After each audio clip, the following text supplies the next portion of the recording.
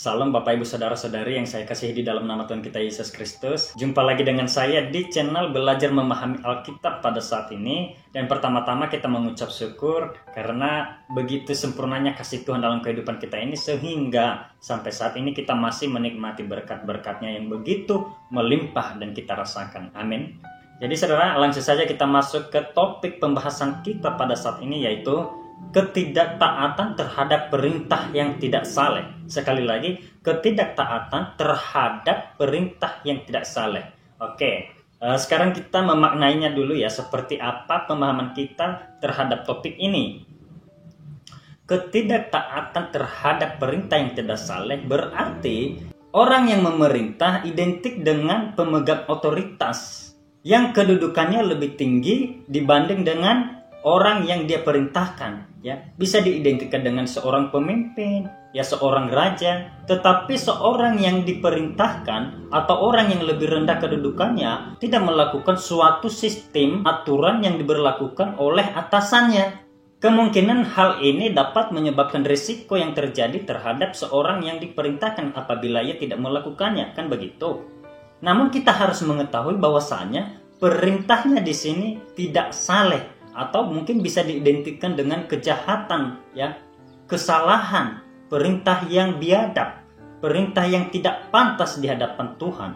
Dan yang harus kita ketahui bahwasanya Allah selalu berpihak kepada orang-orang yang saleh, yang takut kepadanya dibanding dengan takut kepada manusia. Dan dia pasti melindungi orang-orang yang lebih memprioritaskan aturan dari Allah. Dan Allah pasti berpihak kepadanya, bahkan memberkatinya. Amin.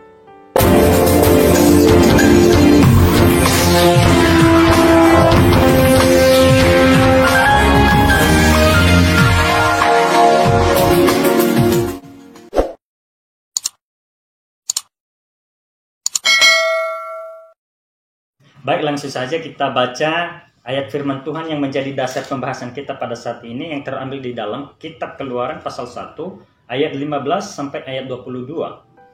Saya bacakan kepada saudara dan saudara simak baik-baik. Demikian bunyi firman Tuhan ayat 15. Raja Mesir juga memerintahkan kepada bidan-bidan yang menolong perempuan Ibrani, seorang bernama Sifra dan yang lain bernama Pua. Katanya, apabila kamu menolong perempuan Ibrani pada waktu bersalin, kamu harus memperhatikan waktu anak itu lahir.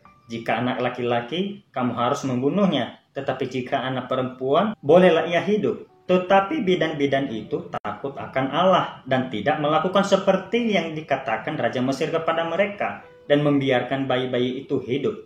Lalu Raja Mesir memanggil bidan-bidan itu dan bertanya kepada mereka, "Mengapakah kamu berbuat demikian, membiarkan hidup bayi-bayi itu?" Jawab bidan-bidan itu kepada Firaun, "Sebab perempuan Ibrani tidak sama dengan perempuan Mesir, melainkan mereka kuat. Sebelum bidan datang, mereka telah bersalin." Maka Allah berbuat baik kepada bidan-bidan itu, bertambah banyaklah bangsa itu dan sangat berlipat ganda. Dan karena bidan-bidan itu takut akan Allah, maka ia membuat mereka berumah tangga. Lalu Firaun memberi perintah kepada seluruh rakyatnya, "Lemparkanlah segala anak laki-laki yang lahir bagi orang Ibrani ke dalam sungai Nil, tetapi segala anak perempuan biarkanlah hidup." Demikian bunyi firman Tuhan. Terpujilah Kristus. Yang berbahagia adalah saudara yang membaca, merenungkan, dan terlebih melakukannya siang dan malam. Amin. Saudaraku, ini merupakan perbuatan seorang raja yang sangat biadab, yang begitu jahat terhadap rakyatnya. Namun Allah membela dan melindungi perempuan-perempuan Ibrani dari kekejaman ini melalui para bidan-bidan yang ada di Mesir. Dan pertanyaannya bagi kita, mengapa seorang raja yang bernama Firaun melakukan kejahatan demikian kepada bangsa Israel, saudara? Kalau kita baca di dalam ayat 9-10 yang berkatalah raja itu kepada rakyatnya, "Bangsa Israel itu sangat banyak dan lebih besar jumlahnya daripada kita." Ayat 10, "Marilah kita bertindak dengan bijaksana terhadap mereka, supaya mereka jangan bertambah banyak lagi. Dan jika terjadi peperangan, jangan bersekutu nanti dengan musuh kita dan memerangi kita, lalu pergi dari negeri ini."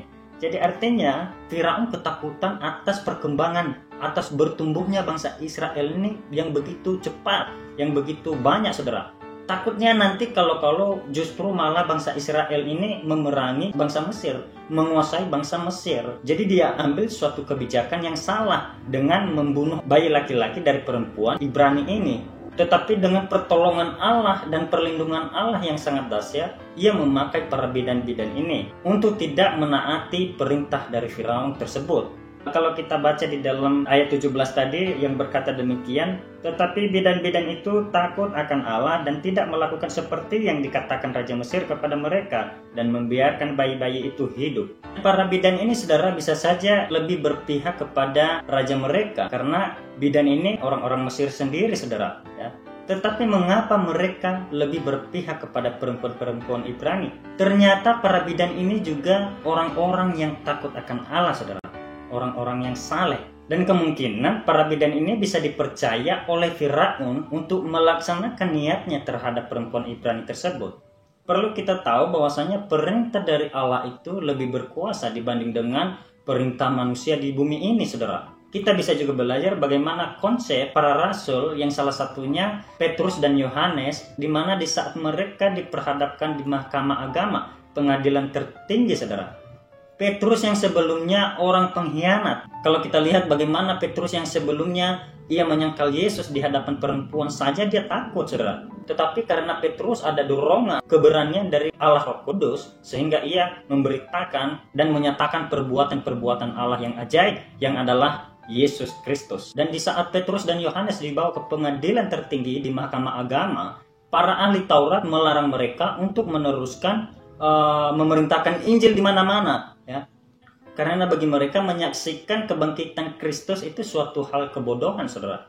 Nah justru di saat itu malah Petrus dan Yohanes memberitakan Injil, kebenaran firman Allah, kedaulatan Allah. Pada saat itu para ahli Taurat tidak berani membantah perkataan dari Petrus dan Yohanes. Banyak orang yang menjadi percaya oleh perbuatan-perbuatan mereka yang ajaib. Dan itu semuanya mereka lakukan melalui atas nama Yesus Kristus yang adalah batu penjuru.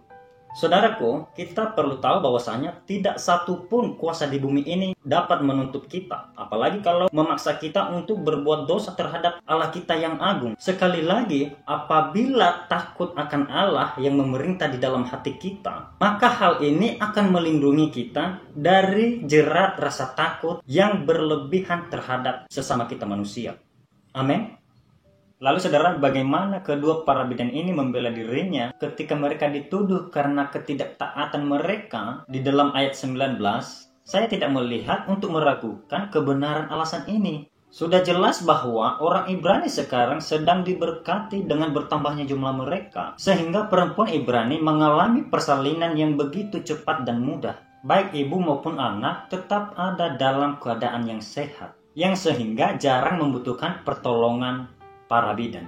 Dan ketika kedua bidan itu melihat hal ini, mereka percaya bahwasanya hal itu terjadi oleh karena campur tangan Allah. Sehingga mereka berani tidak taat kepada perintah raja. Mereka lebih berpihak kepada orang-orang yang diperkenan sorga. Beberapa ahli Yahudi dari masa lalu menjelaskan bahwa sebelum perempuan-perempuan Ibrani ini melahirkan, mereka berdoa kepada Bapa mereka yang di sorga, sehingga mereka melahirkan. Kalau kita perhatikan, dibanding dengan pertolongan lain, Allah selalu bersedia untuk menolong umatnya yang berada dalam kesulitan. Dan seringkali menyediakan berkat kebaikannya kepada mereka jauh sebelumnya. Nah, pertolongan semacam itu menuntut kewajiban-kewajiban khusus yang harus dikerjakan oleh orang-orang Ibrani dengan sungguh-sungguh. Amin. Amin. Poin yang kedua adalah Allah berbuat baik kepada bidan-bidan itu. Di mana dikatakan di dalam ayat 20, maka Allah berbuat baik kepada bidan-bidan itu, bertambah banyaklah bangsa itu dan sangat berlipat ganda. Jadi saudara, karena kebaikan yang dilakukan kedua para bidan itu, imbalan yang mereka terima dari Allah adalah Ia membuat mereka berumah tangga. Di mana dikatakan di dalam ayat 21, dan karena bidan-bidan itu takut akan Allah, maka Ia membuat mereka berumah tangga. Membuat mereka berkeluarga, memberkati anak-anak mereka, membuat berhasil segala sesuatu apa yang mereka kerjakan. Dugaan dari seorang doktor yang bernama Lightfoot tentang hal ini adalah oleh karena kesalehan kedua bidan itu, sehingga mereka menikah dengan orang-orang Israel dan keluarga Ibrani ditegakkan oleh mereka. Lalu saudara, karena Firaun tidak berhasil dalam rencananya ini, sehingga ia membuat perintah baru kepada seluruh rakyatnya agar anak laki-laki orang-orang Ibrani ditenggelamkan di sungai Nil. Boleh kita perkirakan bahwa hukuman berat akan dijatuhkan kepada orang yang mengetahui kelahiran bayi laki-laki Israel dan tidak melaporkannya kepada yang bertugas untuk menenggelamkannya di sungai Nil. Perhatikanlah bahwasanya musuh-musuh jemaat itu tidak berhenti dan berupaya keras menganiaya orang-orang kudus milik Allah yang Maha Tinggi, di mana dikatakan di dalam kitab Daniel pasal 7 ayat 25 yang berkata, ia akan mengucapkan perkataan yang menentang yang Maha Tinggi dan akan menganiaya orang-orang kudus milik yang Maha Tinggi. Ia berusaha untuk mengubah waktu dan hukum, dan mereka akan diserahkan ke dalam tangannya selama 1 masa dan 2 masa dan setengah masa. Namun dia yang bersemayam di sorga tertawa. Di dalam Mazmur pasal 2 ayat 4. Dia yang bersemayam di surga tertawa, Tuhan mengolok-olok mereka. Saudaraku, mungkin seringkali kita mengalami di mana kita tinggal, di mana kita bekerja, diperlakukan seolah-olah tidak adil oleh seorang atasan kita. Baik itu dalam segala sistem pemerintahan, pekerjaan kita, dan segala bentuk problema yang kita hadapi dalam kehidupan kita ini. Ingatlah bahwasanya takut akan Allah adalah hukum yang tertinggi baik di bumi maupun di sorga. Oleh karena itu, kita harus tetap menjaga hati nurani kita, menjaga kesalehan kita, untuk terus-menerus tetap taat kepada Allah. Amin. Amin. Tuhan Yesus memberkati.